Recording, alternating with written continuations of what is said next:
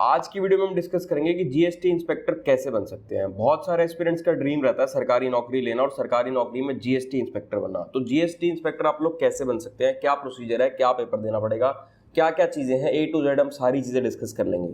ये government jobs में बहुत डिमांडेड रहने वाली गवर्नमेंट जॉब्स है, यानी कि जितनी भी सरकारी नौकरियां उनमें से टॉप की डिमांडेड रहने वाली सरकारी नौकरियां हैं। और एसएससी सीजीएल में भी टॉपर्स प्रेफर करते हैं इस नौकरी को। ये बहुत ज़्यादा डिमांड में रहने वाली नौकरी है। उसके भी बहुत सारे कारण हैं, हम वीडियो में आगे डिस्कस करेंगे कि ये नौकरी सबसे ज़्यादा डिमांड में क्यों रहती है।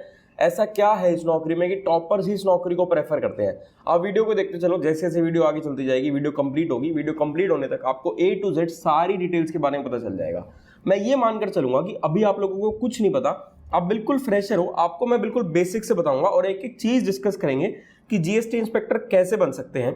इस वर्क प्रोफाइल में आपको करना क्या होगा। आप जीएसटी इंस्पेक्टर बन तो गए, बट जीएसटी इंस्पेक्टर बनने के बाद आपको काम क्या करना होगा, सैलरी कितनी रहेगी, प्रमोशंस क्या होगी, लाइफस्टाइल क्या है, वर्किंग स्टाइल क्या रहता है, गर्ल्स के लिए जॉब सूटेबल है या नहीं है, क्या फील्ड जॉब रहती है, क्या डेस्क जॉब रहती है, क्या प्रमोशंस होंगी आप लोगों की, यानी कि आप लोग इंस्पेक्टर लग गए, आप लोग प्रमोट होकर कहां तक पहुंच पाओगे, इस नौकरी में क्या फायदे हैं, क्या नुकसान है। देखो, हर सिक्के के दो पहलू होते हैं, कहीं पर कोई फायदा है तो वहां कुछ ना कुछ नुकसान भी होगा। तो इस नौकरी में क्या फायदे रहने वाले हैं, क्या नुकसान रहने वाले हैं, वर्किंग आवर्स क्या रहते हैं, आपको कितना समय मिल पाएगा फैमिली के लिए, इस नौकरी के लिए आपका क्या फिजिकल टेस्ट होगा, क्या मेडिकल टेस्ट होगा, कितनी हाइट चाहिए, कितना वेट चाहिए, चश्मा लगा हो ना लगा हो, इस टाइप की जितनी भी चीजें हैं, यानी कि A to Z जितने भी सवाल, जितने भी डाउट्स आप लोगों के मन में आ सकते हैं, वो सारे के सारे इस वीडियो में डिस्कस हो जाएंगे। इस वीडियो के लिए मैंने खुद बहुत मेहनत करी है, मैंने बहुत सारी चीजें, आप लोगों के कमेंट्स पढ़े, आप लोगों के मैसेजेस पढ़े, आपके जिन जिन चीजों पर डाउट्स थे, जहां तक मेरा दिमाग जा सकता था, मैंने A to Z हर चीज को कंपाइल कर दिया इस वीडियो में और कोशिश करी है कि कुछ भी मिस ना हो जाए। जो लोग मुझे नहीं जानते, मेरा नाम निशांत कपूर है और मैं अपने फर्स्ट अटेम्प्ट के थ्रू एसएससी सीजीएल का जो मेरा फर्स्ट अटेम्प्ट था, अपने फर्स्ट अटेम्प्ट के थ्रू ही जीएसटी इंस्पेक्टर लग गया था, जीएसटी एंड कस्टम्स इंस्पेक्टर।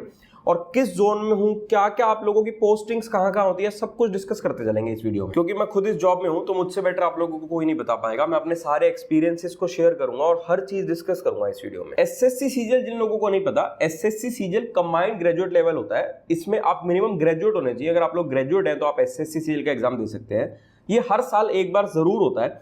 जिन लोगों को सीजीएल के बारे में ज्यादा डिटेल्स नहीं पता है वो लोग मेरी ये वाली वीडियो देख लेना, आपको सीजीएल से रिलेटेड सारे के सारे डाउट्स आपके क्लियर हो जाएंगे। और सीजीएल के थ्रू मैं बताता हूँ, GST, income tax, CBI, ministries, इस टाइप की बहुत शानदार नौकरियां लगती हैं और बहुत ही अच्छी, बहुत ही शानदार नौकरियां होती हैं। अब हम जीएसटी इंस्पेक्टर के बारे में बात कर लेते हैं। जीएसटी इंस्पेक्टर की जो पोस्ट है ये मिनिस्ट्री ऑफ फाइनेंस के अंडर, डिपार्टमेंट ऑफ रेवेन्यू में सीबीआईसी के अंडर होती है। सीबीआईसी यानी कि central board of indirect taxes and customs. जैसा कि आप लोगों को नाम से ही पता चल रहा होगा, टैक्सेशन से रिलेटेड रहने वाला है आप लोगों का काम। जीएसटी टैक्स, ये तो बच्चे को पता है आज की डेट में कि जीएसटी टैक्स, जीएसटी कुछ है। जिसको बहुत ज्यादा नॉलेज नहीं भी होगी इस फील्ड की, उसने भी कभी ना कभी जीएसटी नाम तो जरूर सुना ही सुना होगा। तो आप लोगों को नाम से समझ में आ रहा है कि जीएसटी का क्या मतलब है, कि टैक्सेशन से रिलेटेड आप लोगों की जॉब रहने वाली है। अब जीएसटी इंस्पेक्टर भी क्या होते हैं ना, जोन वाइज होते हैं, अलग अलग जोन होते हैं। आप लोग जीएसटी इंस्पेक्टर बन गए, जीएसटी इंस्पेक्टर बनने के बाद आपकी पोस्टिंग्स ऑल ओवर इंडिया होंगी। आपकी पोस्टिंग पूरे हिंदुस्तान में कहीं पर भी हो सकती है। वो सब आपके मार्क्स पर और आपकी रैंक पर डिपेंड करेगा। आगे की वीडियो में डिस्कस करेंगे डिटेल में एक एक चीज। अब क्या होता है कि किसी किसी जोन में जीएसटी इंस्पेक्टर को कस्टम्स इंस्पेक्टर भी कहा जाता है। यानी कि अगर हम दिल्ली जोन की बात करें तो दिल्ली जोन में जो जीएसटी इंस्पेक्टर है, वही जीएसटी इंस्पेक्टर की पोस्टिंग्स कस्टम्स में भी होगी, तो उसको कस्टम्स इंस्पेक्टर भी कहा जाता है। कभी वो एज अ जीएसटी इंस्पेक्टर काम करेगा, कभी वो एज अ कस्टम इंस्पेक्टर काम करेगा। ऐसे कुछ अलग जोन होते हैं जहां पर जीएसटी इंस्पेक्टर की अलग पोस्ट होती है और कस्टम इंस्पेक्टर की अलग पोस्ट होती है। अब हम सबसे पहले डिस्कस कर लेते हैं कि जीएसटी डिपार्टमेंट को ज्वाइन करने के लिए आप लोगों को क्या करना होगा। देखो, जीएसटी डिपार्टमेंट को ज्वाइन करने के अलग अलग बहुत सारे तरीके हैं, हम सारे तरीके डिस्कस कर लेते हैं। सबसे पहले हम बात कर लेते हैं यूपीएससी के थ्रू, यानी कि यूनियन पब्लिक सर्विस कमीशन के थ्रू, जो सिविल सर्विसेज एग्जाम होता है उसके थ्रू आप लोग आईएएस, आईपीएस, आईआरएस ऐसे अलग अलग नौकरियों में लगते हैं। अगर आप यूपीएससी सीएससी क्रैक करके आईआरएस बन जाते हैं तो आप लोग जीएसटी डिपार्टमेंट में डायरेक्ट असिस्टेंट कमिश्नर की पोस्ट पर लगेंगे। नाम से आप लोगों को पता चल रहा होगा कि कितनी पावरफुल और कितनी शानदार रहने वाली नौकरी है। ग्रुप ए की नौकरी होती है आईआरएस के थ्रू डायरेक्ट असिस्टेंट कमिश्नर, बहुत ही शानदार, बहुत ही जबरदस्त नौकरी होती है। लेकिन आप लोगों को पता ही होगा कि यूपीएससी को क्रैक करना इतना इजी नहीं है, कंपटीशन काफी रहता है। बाकी अगर आप लोग सीरियस एस्पिरेंट है तो देखो कुछ भी मुश्किल नहीं है। जो लोग क्रैक कर रहे हैं वो लोग भी हम लोगों के बीच में से ही हैं। इसके बाद अगर हम सेकंड तरीके की बात करें, वो होता है एसएससी सीएचएसएल के थ्रू।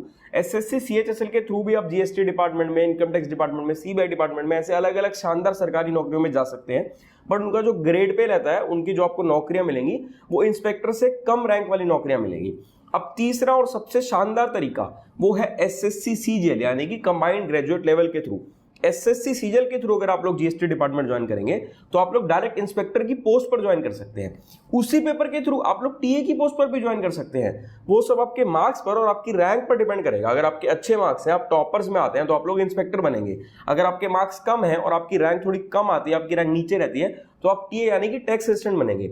अब देखो दोनों एक ही नौकरी से लग रहा है, टीए भी और इंस्पेक्टर भी, बट टीए से इंस्पेक्टर बनने में 15 साल लग जाते हैं। टीए टू इंस्पेक्टर की प्रमोशन में लगभग 15 साल लगते हैं। तो आप लोगों को अपनी प्रिपरेशन ऐसे करनी है कि इतने अच्छे मार्क्स लाओ, इतनी अच्छी रैंक लाओ कि आप जीएसटी इंस्पेक्टर लग पाओ। और जीएसटी डिपार्टमेंट को ज्वाइन करने का ये one of the best way है। एसएससी सीजीएल में जीएसटी इंस्पेक्टर के साथ साथ और भी बहुत सारी अच्छी नौकरियां होती हैं, बट आज की वीडियो जीएसटी इंस्पेक्टर के ऊपर है, तो हम कंप्लीट उसी के बारे में डिस्कस करेंगे। अब बहुत सारे लोग मुझसे सीजीएल की प्रिपरेशन के बारे में पूछते हैं, तो अगर आप लोग सीजीएल की प्रिपरेशन करना चाहते हो तो आप पिनाकल की ये बुक्स ले सकते हो। ये जनरल स्टडीज की, आप लोगों की जीके की किताब है, थ्योरी की किताब है, ये चैप्टर वाइज किताब है, बिल्कुल लेटेस्ट पैटर्न पर बेस्ड है और आपकी प्रिपरेशन में बहुत ज्यादा हेल्प करेगी। जैसे इंग्लिश मीडियम किताब है, ऐसी इसकी हिंदी मीडियम किताब भी है। और ये सिर्फ सीजीएल ही नहीं, सीजीएल के साथ साथ आप चाहे सीएचएसएल, चाहे इस टाइप की और किसी सरकारी नौकरी की तैयारी कर रहे हो तो सभी में काम आएगी। ये हिंदी मीडियम किताब है। जैसे ये जीके की किताब है, जनरल स्टडीज की किताब है, ऐसे ही आप लोगों की मैथ्स की, इंग्लिश की, रीजनिंग की, हर सेक्शन की शानदार किताबें मिल जाती हैं। उन सभी बुक्स का लिंक मैं आप लोगों को डिस्क्रिप्शन में दे दूंगा। तो जिन लोगों ने बुक्स नहीं ली हैं और आप सीजीएल की प्रिपरेशन करना चाहते हो तो आप लोग इन बुक्स से पढ़ सकते हो। इनसे आपकी प्रिपरेशन बहुत अच्छी हो जाएगी। अब बात कर लेते हैं कि जीएसटी इंस्पेक्टर बनके आपकी पोस्टिंग्स कैसे होंगी और आपके ट्रांसफर्स कहां कहां हो सकते हैं, कैसी ट्रांसफरेबल जॉब है, क्या ऑल इंडिया ट्रांसफरेबल जॉब है या क्या रहता है। देखो, जीएसटी इंस्पेक्टर बनने के लिए आप लोगों ने सीजीएल का पेपर क्रैक करा, आपके मार्क्स आए, आपकी मेरिट बन गई, उसके हिसाब से आपसे आपकी पोस्ट प्रेफरेंस मांगी जाएगी। आप पोस्ट प्रेफरेंस भरोगे कि मेरी first post preference GST inspector है, सेकंड इनकम टैक्स इंस्पेक्टर है, थर्ड सीबीआई है, या जैसे भी जो भी आप भरोगे, मैंने आपको एग्जांपल देकर बताया। अब मान लेते हैं आपने जीएसटी इंस्पेक्टर भरा था और आपको जीएसटी इंस्पेक्टर मिल जाता है, तो जीएसटी इंस्पेक्टर की पोस्ट मिलने के बाद आप लोगों से जोन्स पूछे जाएंगे। अब देखो, जीएसटी इंस्पेक्टर, कस्टम्स इंस्पेक्टर दोनों अलग अलग चीजें हैं और सेम भी है। अभी आपको बताता हूं कैसे। एग्जामिनर और प्रिवेंटिव ऑफिसर, इनको कस्टम्स इंस्पेक्टर कहा जाता है। यानी कि टोटल 3 ऐसी पोस्ट होती हैं। जीएसटी इंस्पेक्टर होती है, एक एग्जामिनर होती है, एक प्रिवेंटिव ऑफिसर होती है। जीएसटी इंस्पेक्टर को पहले सेंट्रल एक्साइज इंस्पेक्टर कहा जाता था, जीएसटी आने के बाद उसका नाम जीएसटी इंस्पेक्टर हो गया। अब जो जोन्स है ना, बहुत सारे ऐसे जोन्स हैं जहां पर जीएसटी इंस्पेक्टर और कस्टम्स इंस्पेक्टर सेम होते हैं। जैसे कि अगर हम दिल्ली जोन की बात करें, दिल्ली जोन में आप लोगों का कस्टम्स इंस्पेक्टर की पोस्ट नहीं होती, यानी कि एग्जामिनर और प्रिवेंटिव की पोस्ट नहीं होती, जीएसटी इंस्पेक्टर की पोस्ट होती है सिर्फ। तो वही जीएसटी इंस्पेक्टर ट्रांसफर करके कभी जीएसटी में काम कर रहे होते हैं, कभी कस्टम्स में काम कर रहे होते हैं, ट्रांसफर पॉलिसीज के हिसाब से। तो उन्हीं को एग्जामिनर प्रिवेंटिव ऑफिसर यानी कि कस्टम्स इंस्पेक्टर भी कहा जा सकता है और उन्हीं को जीएसटी इंस्पेक्टर भी कहा जा सकता है। यही कारण है कि दिल्ली जोन सबसे ज्यादा डिमांड में रहने वाला जोन है और सबसे ज्यादा कट ऑफ यानी कि टॉपर्स को ही मिल पाता है सिर्फ दिल्ली जोन। अगर आपने सीजीएल को क्रैक करके आप बिल्कुल टॉपर्स में आते हैं तभी आपको दिल्ली जोन मिलेगा। वो वैकेंसीज पर भी डिपेंड करता है। मान लो अगर 4 ही वैकेंसी है तो हो सकता है टॉप 10 रैंक में खत्म हो जाए, और मान लो अगर 200 वैकेंसी है तो हो सकता है 300-400 रैंक तक को भी मिल जाए दिल्ली जोन। ऐसे दिल्ली जोन के साथ साथ और भी कुछ ऐसे जोन्स हैं जहां पर जीएसटी इंस्पेक्टर और कस्टम्स इंस्पेक्टर कॉमन रहते हैं। बट बहुत सारे ऐसे जोन्स भी हैं जहां पर जीएसटी इंस्पेक्टर की पोस्ट अलग होती है और कस्टम्स इंस्पेक्टर की पोस्ट अलग होती है। तो आपके ट्रांसफर्स कैसे होंगे, मेन मुद्दे की बात वो है। आपको एक बार जो जोन मिल गया, उस जोन के अंदर जो जो एरिया आता है आपका ट्रांसफर उसी एरिया के अंडर होगा। ऐसा नहीं है कि ऑल इंडिया ट्रांसफर हो जाएंगे।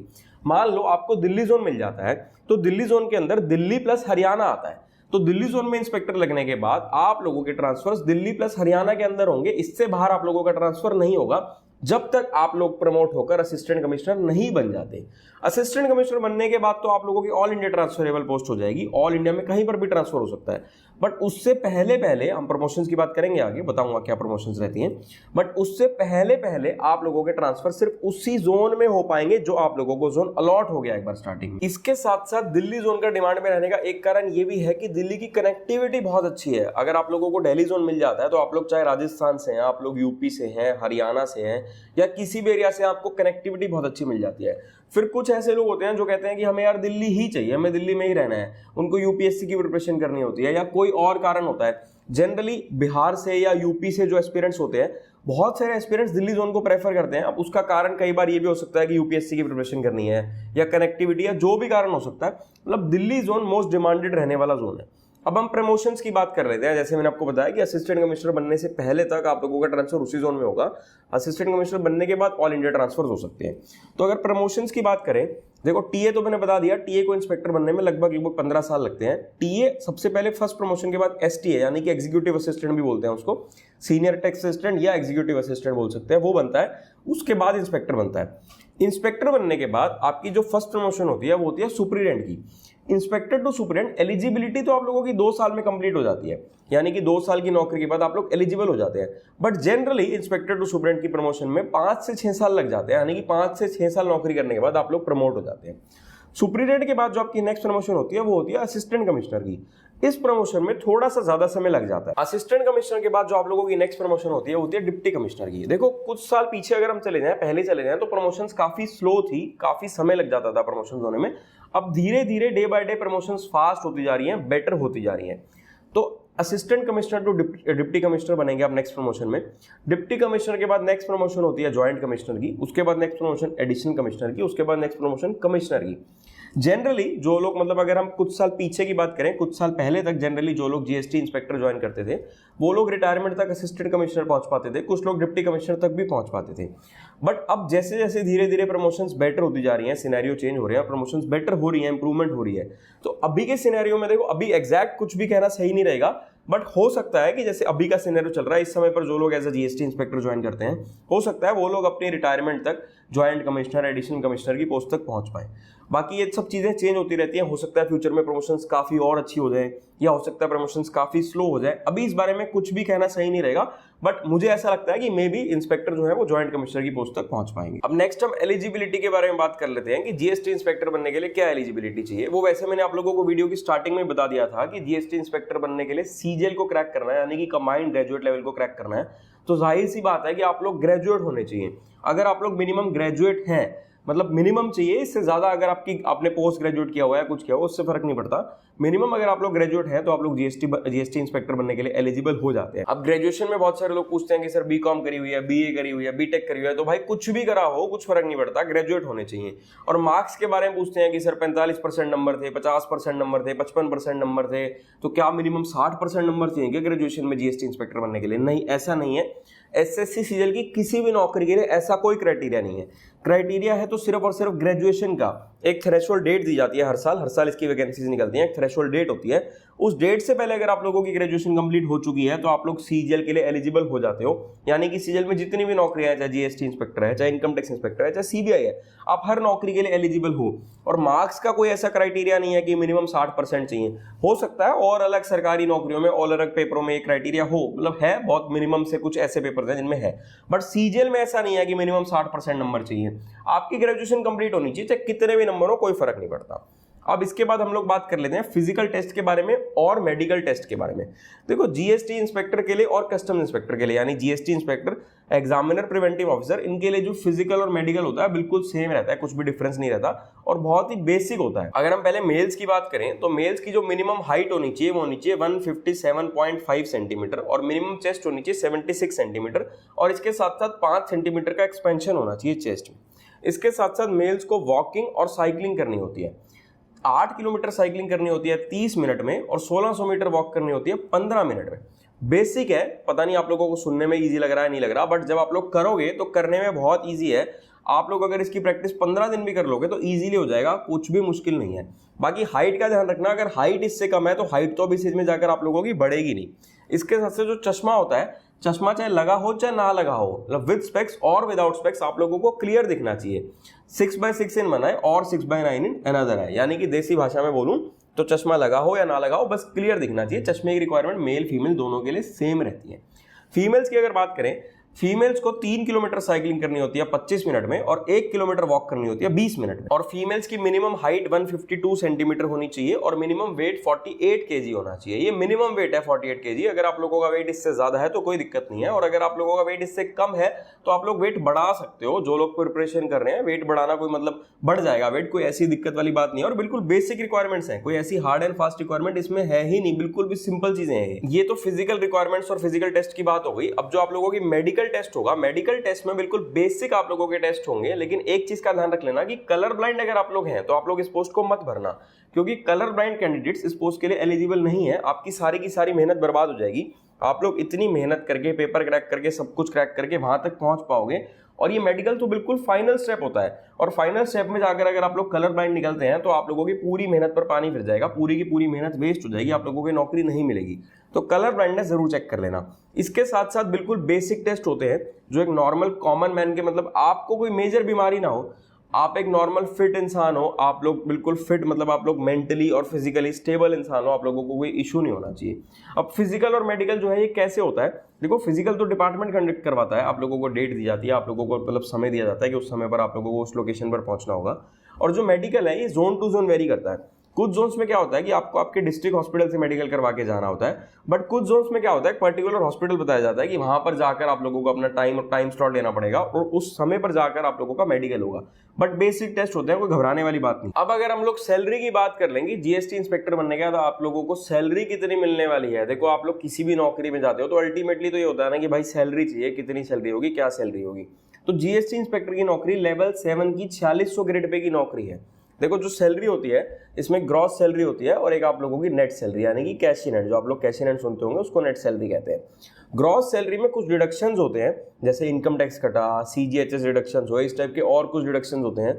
वो सब डिडक्शंस होने के बाद जो नेट सैलरी बनती है उस सैलरी को कैश इन हैंड सैलरी कहा जाता है। इनिशियली अगर आप लोग ऐसे जीएसटी इंस्पेक्टर ज्वाइन करते हैं तो इनिशियली जो आपकी सैलरी रहेगी वो लगभग आपकी 75,000 के आसपास initially net salary, cash in hand salary रहेगी, जो कि बहुत ही अच्छी और बहुत ही शानदार सैलरी है। अब यूनिफॉर्म के बारे में अगर बात करें तो एक यूनिफॉर्म पोस्ट है जीएसटी इंस्पेक्टर, एक यूनिफॉर्म्ड ऑफिसर होते हैं, आप लोगों को यूनिफॉर्म मिलती है, खाकी वर्दी मिलती है, कंधे पर 3 सितारे होते हैं। बट ऐसा नहीं है कि आप लोगों को वो यूनिफॉर्म डेली डालनी है, आप डालना चाहें तो आप डाल सकते हैं क्योंकि आपकी यूनिफॉर्म है, पहन सकते हैं। बट जनरली यूनिफॉर्म डेली नहीं डाली जाती है, ये कभी कभार मतलब अलग अलग जोन्स पर और अलग अलग जगह पर डिपेंड करता है। किसी किसी जोन्स में ऐसा होता है कि एक डे फिक्स किया गया होता है कि उस दिन आपको यूनिफॉर्म पहननी है। किसी किसी जोन में ऐसा होता है कि कभी कुछ, जैसे कुछ पर्टिकुलर कुछ मीटिंग है या कोई पर्टिकुलर ओकेजन है, उस दिन आपको यूनिफॉर्म डालनी है। कहने का मतलब ये है कि जनरली आप लोग ऑलमोस्ट सिविल में, यानी कि आप लोग सादे कपड़ों में, नॉर्मल कपड़ों में रहते हैं और यूनिफॉर्म आप लोग कभी कभी डालते हैं, डेली आप लोग नहीं डालते हैं। अब अगर हम लोग लाइफस्टाइल के बारे में बात करें, वर्क प्रोफाइल के बारे में बात करें, क्या काम रहता है, क्या लाइफस्टाइल रहता है, क्या फायदे हैं, क्या नुकसान है, वो सारी चीजें डिस्कस कर लेते हैं। देखो नाम से ही जैसे आप लोगों को सुनने में लग रहा होगा कि बहुत ही शानदार, बहुत ही पावरफुल, बहुत ही अच्छी नौकरी है, तो सबसे पहले तो आप लोगों को सोशल रिस्पेक्ट बहुत ही अच्छी मिलेगी। अगर आप लोग कहीं बाहर जाकर बताओगे कि आप इस पोस्ट पर हैं, इस डेजिग्नेशन पर हैं, तो देखो जाहिर सी बात है कि सोशल रिस्पेक्ट तो आपको मिलेगी ही मिलेगी। साथ में जो इसका काम है ना, इसकी जो वर्क प्रोफाइल है ना, वो इतना अच्छा और इतना बढ़िया काम है कि आप जीवन में कभी बोर नहीं होगे इस काम से, क्योंकि ये काम चेंज होते रहते हैं। आज आप लोग कुछ काम कर रहे हो सकता है 6 महीने, साल के बाद आप लोग कुछ काम कर रहे होगे। इतना डाइवर्स, इतनी चीजें हैं, एडवेंचरस काम रहता है। देखो जैसे आप लोगों ने मूवीज में देखा होगा कि रेड पर जाते हैं, सर्च पर जाते हैं, कहीं छापा मार दिया, वो काम भी होता है इसमें। यानी कि फील्ड वर्क भी है और डेस्क जॉब भी है, वो डिपेंड करता है, चेंज होते रहते हैं। कभी आपको डेस्क जॉब मिल जाएगी, कभी आपको फील्ड जॉब मिल जाएगी, ये रोटेशन होती रहती है। बाकी आप लोग अपनी रिप्रेजेंटेशन बेसिस पर, रिक्वेस्ट बेसिस पर, मान लो कभी कुछ ऐसा है कि आपको डेस्क जॉब चाहिए, आपको फील्ड जॉब नहीं चाहिए, कुछ इश्यूज हैं या मेडिकल इश्यूज हैं, कोई भी कारण है, तो आप लोग रिक्वेस्ट लगाओगे तो रिक्वेस्ट भी कंसीडर हो जाती है। तो ये चीजें चेंज होती रहती हैं। और काम देखो जनरली काम क्या रहेगा, काम रहेगा टैक्स की इवेजन को रोकना। प्रॉपर टैक्स जमा हो रहा है, जैसे जितनी भी बड़ी बड़ी कंपनीज हैं, बिजनेसेस हैं, चाहे छोटा बिजनेस हो चाहे बड़ा बिजनेस हो, जीएसटी में जो भी बिजनेसेस रजिस्टर हैं वो सारे बिजनेसेस प्रॉपर टैक्स पे कर रहे हो। ऐसा ना हो कि टैक्स की चोरी कर रहे हो, कच्चे में माल बेच रहे हो। जैसे आप लोगों ने देखा होगा कि यार मतलब माल तो कच्ची बिलिंग पे बेच रहे हैं, ऐसा नहीं, टैक्स भरी नहीं है, तो आप लोगों को वो टैक्स की इवेजन रोकनी है, टैक्स की चोरी रोकनी है। इस टाइप के बहुत सारे अलग अलग विंग्स होते हैं और अलग अलग काम रहते हैं। और इंटरनल अलग अलग बहुत सारे डिपार्टमेंट्स होते हैं, जैसे रेंज ऑफिस भी होते हैं। अब उनका क्या काम होता है, उनका काम होता है कि प्रॉपर कंप्लायंस सारी स्मूथली फंक्शनिंग होती रहे। जैसे जितने भी बिजनेसेस हैं, जो टैक्स पेयर्स हैं, वो सब कुछ टाइमली अपनी रिटर्न्स फाइल करें, सारे टैक्स टाइमली फाइल करें, स्मूथ फंक्शनिंग हो। ऐसे इंटरनल और कुछ एडमिनिस्ट्रेटिव डिपार्टमेंट्स होते हैं। जैसे मान लो कभी आप डेस्क जॉब पर हो तो इंटरनली भी तो बहुत सारे काम होते हैं ना डिपार्टमेंट के, तो हो सकता है आपको वो डिपार्टमेंट मिल जाए। तो इस टाइप के बहुत सारे डिपार्टमेंट्स होते हैं। बट अल्टीमेटली जो मेन काम है, मेन काम क्या है, मेन काम ये है कि टैक्स की चोरी को पकड़ना है, टैक्स की इवेजन रोकनी है, टैक्स की लीकेज रोकनी है। यानी कि जो भी बिजनेसेस हैं वो सभी लोग एक प्रॉपर टैक्स को पे करें, जितना टैक्स उनको सरकार को देना वो करें। मेन अल्टीमेट काम ये है। अब उसी काम के इर्द गिर्द घूमने वाले और बहुत सारे काम होते हैं। सारी चीजें एक छोटी सी वीडियो में डिस्कस करवाना पॉसिबल नहीं होता, वो तो मतलब जो बेसिक मेन चीज़ होती है वो चीज़ें मैंने आपको बता दी हैं। अब जैसे लाइफस्टाइल की बात कर रहे थे कि सोशल रिस्पेक्ट मिल रही है, सैलरी बहुत अच्छी मिल रही है आप लोगों को, एडवेंचरस काम है, आप कभी बोर नहीं होगे।